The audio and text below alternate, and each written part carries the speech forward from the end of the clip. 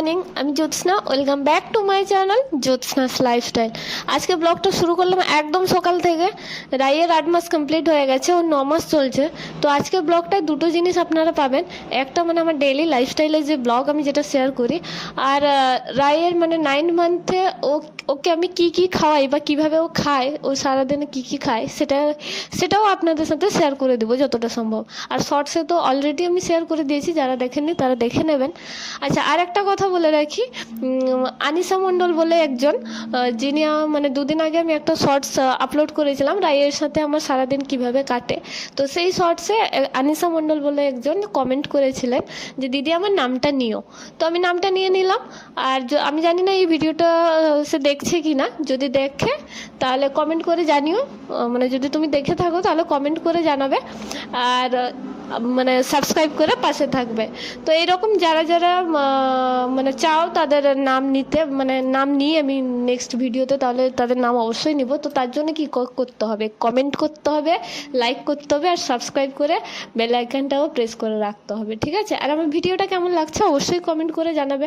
আবারও বলছি, যদি কোনো ভুল ত্রুটি হয় বা যেটা হয়তো আর একটু বেটার করলে ভালো হতো, সেটাও কমেন্ট করে জানাবে। তো এই যে সকাল সকাল রাইকে মুড়ি খাওয়াচ্ছি, আর যেহেতু ও 8 মাস কমপ্লিট করে গেছে, তো সেই জন্য ওকে মানে ততদিন অবধি আমি শুধু মুগ ডাল দিতাম আর মুসুর ডালটা দিতাম। তো এখন আমি তাকে মটর ডাল, মানে মটর আর ছোলা, এই দুটো ডালও আমি অ্যাড করে দিয়েছি। তো আমাদের জন্য এই যে ঘুগনি হয়েছিলাম তো একটু আগে দেখালাম, তো সেই জন্য সেইখান থেকে মটর আর আলু সেদ্ধটা বের করে রেখেছিলাম, তাই তাকে সকালে আজকে মুড়িয়ে দিচ্ছি, আদার কিছু দিচ্ছি না। আদারওয়াইজ আমি তাকে বেশিরভাগ সকালবেলাটা স্যারেলাক দেওয়ার চেষ্টা করি, কারণ রাতের দিকে স্যারেলাকটা দিই না। আর সকালে যে পিউরি দেবো মানে সেদ্ধ করতে একটু অসুবিধে হয়, দুপুরবেলা সেদ্ধ করে নিলাম, কৌটোয় করে ভাতে ফেলে দিলে তাহলে এত ঝামেলা থাকে না। তো সকালবেলা সেই জন্য একটু মানে পিউরি থাকলে, কলা টলার পিউরি হলে ঠিক আছে, তা না হলে আমি স্যারেলাকটা বানিয়ে দিই। আচ্ছা, স্যারেলাক কিন্তু আমি ওকে হোমমেড স্যারেলাকই দিই, যেটা অলরেডি মানে আমি শর্টস লংয়ে দিয়ে দিয়েছি বোধহয়, হ্যাঁ দিয়ে দিয়েছি। তো যারা দেখেনি তারা দেখে নেবেন। আর রাইকে তো খাওয়ানো শেষ হয়ে গেছে।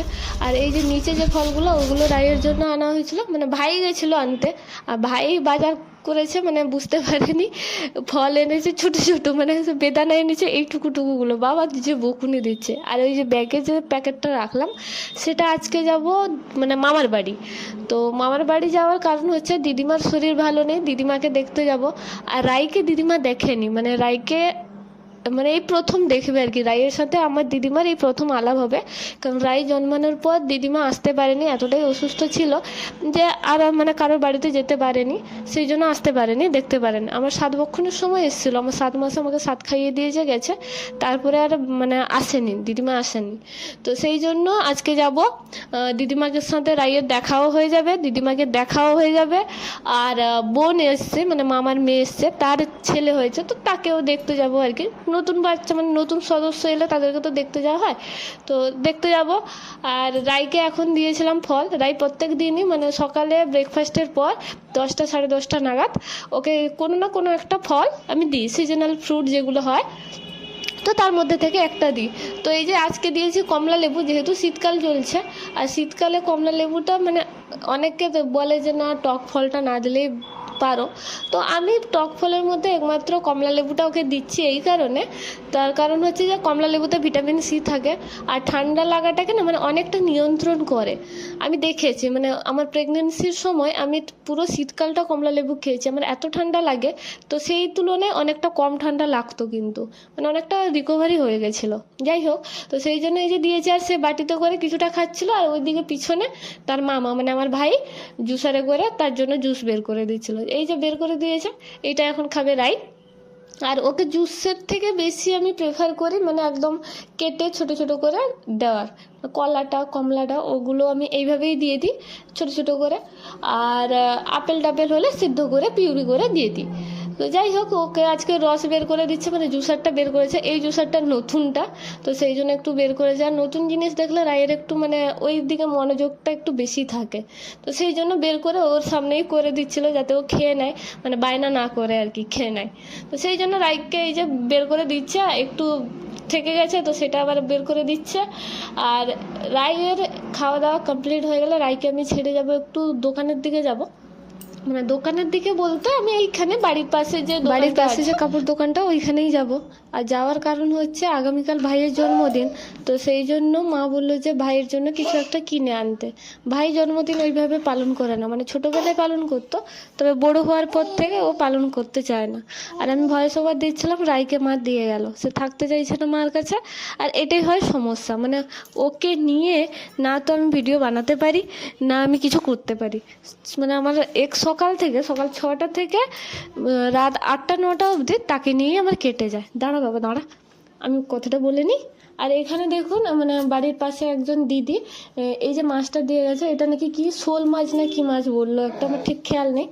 যারা জানেন তারা কমেন্ট করে বলবেন, কারণ আমি মাছ চিনি না, আমি মাছ জানি না, মাছের নাম জানি না কোনটা কি মাছ।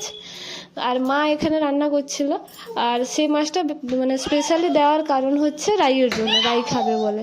আর রাইয়ের জন্য তো এমনিতেও আমাদের বাড়িতে মাছ আসে, তো প্রত্যেক দিন না হলেও মানে যেদিন নিরামিষ থাকে সেগুলো বাদ দিয়ে, সেই দিনগুলো বাদ দিয়ে রাইয়ের জন্য মাছ আসে। সে ডিমটা খুব একটা খেতে চায় না, তো তার জন্য মাছটা আনলে মানে ভাতটা মাছটা দিয়ে সে খেয়ে নেয়। আর এদিকে এই যে আমি বেরিয়েছি, যাব এখন সেই দোকানে, মানে কাপড় দোকানে। তো যাই আগে নিয়ে এসে আমি আপনাদের সাথে কথা বলছি। এটা পুচু ভাইয়ের বাবা, এটা পুচু ভাই নিবে। পুচু ভাইকে দেখতে যাবে না তুমি? এই যে আমারটা পুচু ভাই, দেখে দাও। আমার তো আছে, তোমার তো আছে, অনেক আছে না? তোমার তো অনেকগুলো আছে। তার কোনো কিছু সে কাউকে দেবে না, তাই সবার সব কিছুর ওপর রাইয়ের অধিকার আছে, কিন্তু রাইয়ের কোনো কিছুর ওপর কিন্তু কারোর কোনো অধিকার নেই। আর এইদিকে এই যে ভাইয়ের জন্য এনেছিলাম এই গেঞ্জিটা আর প্যান্টটা, আর মানে বোনের যে ছেলেকে দেখতে যাবো, তো মানে এই প্রথম যাচ্ছি তো সেই জন্য তার জন্য নিয়েছি একটা লাল রঙের সোয়েটার।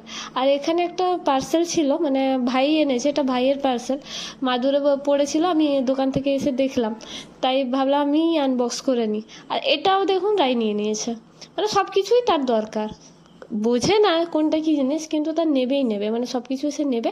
আর যদি বাই এনি চান্স তার কাছ থেকে ছাড়িয়ে নেওয়া হয়, তাহলে তো মানে সে কি পরিমাণে কান্না জুড়বে সেটা আর বলার ভাষাই নেই আমার। যাই হোক, এখন সে নিয়েছে, একটু ধরেছে, তারপরে দিয়ে দেবে। কিছুক্ষণ নেওয়ার পর সে আবার ভুলে যায়, দিয়ে দেয়। এমন না যে সেটা নিয়েই সারাদিন বসে থাকে, তা নয়। আর এটা মানে ভাইয়ের একটা ফেস ওয়াশ, তার মুখে খুব ব্রণ হয়েছে, তো সেই জন্য মানে একটা ফেস ওয়াশ অর্ডার করেছিল, তো সেটাই এসছে। আর তারপরে দুপুরে এই যে রাইয়ের জন্য মানে মাছ হয়েছিল, তো সে মাছটা আর দিইনি, মানে যেটা সে দিদিটা দিয়ে গেছিলো সেটা আর দিইনি। ঘরে যে মাছ আনা হয়েছিল, তো সেই মাছ ভাজাটা নিয়েছি, আর একটু আলু, আর একটু মানে সেদ্ধ ভাত, মানে ভাত আর সেদ্ধ আলু আর মাছ। তো এটা দিয়ে রাইকে খাইয়ে দেবো। খাওয়ানোর পর আবার ঘরের কাজকর্ম সব শেষ করে বিকেলবেলা যাব, মানে একটু বেলা থাকতে গেলে সন্ধে ঘুরে আসবো। মানে থাকার হলে সন্ধ্যের দিকে গেলে হয়, কিন্তু থাকবো না, মামার বাড়ি এই কাছে, বেশি দূরে নয়, মানে এই 5 থেকে 10 মিনিট মতো লাগবে। তো এটা একটা সুবিধা যে আমার মায়ের যতগুলো মানে আত্মীয় স্বজনের বাড়ি আছে, মানে মায়ের বাপের বাড়ি, বোনের বাড়ি, সব কিন্তু কাছাকাছি, শুধু একটা মাসির বাড়ি একটু দূরে, বাকি সবার বাড়ি কাছাকাছি। আর আমার শ্বশুর বাড়িটাও কাছে, তো আমাদের আত্মীয় স্বজনের বাড়িগুলো কাছাকাছি আছে, বেশিরভাগ দূরে খুব কম আছে। তো চলুন আগে রাইকে খাইয়ে দিই।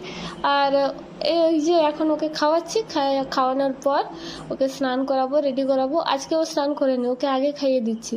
আর আগে খাইয়ে দিলে কি হয়, মানে খাওয়ানোর সময় ও একটু মেখে ফেলে, তো সেই সুবিধাটা তো মানে পেয়ে যাই আমি খাওয়ানোর পরে স্নান করালে। আর মানে ডবল করতে হয় না, মানে মোছামুছি করতে হয় না আর কি। তো যাই হোক, তাকে খাইয়ে স্নান করিয়ে দিয়েছি। তারপরে এই যে এখন এই যে তার একটা মানে নতুন ডাইপার আমি প্যাকেট খুললাম আর কি। তা পুরনো যে ডাইপারটা ছিল সেটা শেষ হয়ে গেছে, আর একটা বাকি আছে, তো সেটা রেখে দিয়েছি আমি একটা ভিডিও বানানোর জন্য। আর এইবারে যে রাইকে যে ডাইপারটা ইউজ করাবো সেটা হচ্ছে লাভলাপের ডাইপার, তো সেইটা এই জন্য আনবক্স করলাম। আর এই যে তার ডাইপারটা দেখুন, এটা কিন্তু অনেকটা মোটা, মানে প্যাম্পার্সের ডাইপারটা যতটা পাতলা হয়, হাগিস বলো বা এই যে লাভলাপটা যেটা খুললাম, এই দুটো দেখলাম অনেকটা মোটা। মেমিপকও এতটাও মোটা হয় না, তবে প্যাম্পার্সের তুলনায় মোটা।